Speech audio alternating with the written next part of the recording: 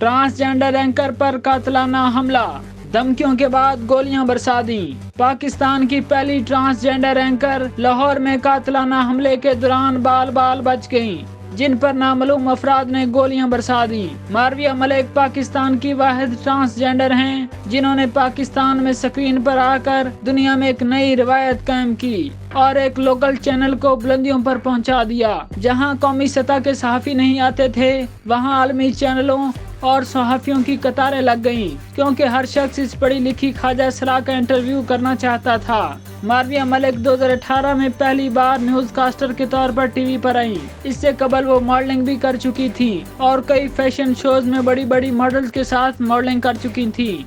मारविया मलिक ने पंजाब यूनिवर्सिटी से जर्नलिज्म में ग्रेजुएशन की डिग्री भी हासिल की हुई है। कुछ साल पहले चैनल ने उनकी मुलाजमत खत्म कर दी थी, जिसके बाद वो मीडिया इंडस्ट्री से मायूस होकर घर बैठ गयीं, लेकिन वो अपनी कम्युनिटी के लिए काम जारी रखे हुए हैं। मारविया मलिक पर गुज़िश्ता रात लाहौर के इलाके कैंट में उस वक्त हमला किया गया जब वो घर वापस आ रही थी। मारविया मलिक पर कातिलाना हमले का मुकदमा मुतलका थाने में दर्ज कर लिया गया है। पुलिस को दिए गए बयान में मारविया मलिक ने बताया कि वो फार्मेसी से कैंट के इलाके में अपने घर वापस आ रही थी, जिस दौरान उन पर फायरिंग की गई।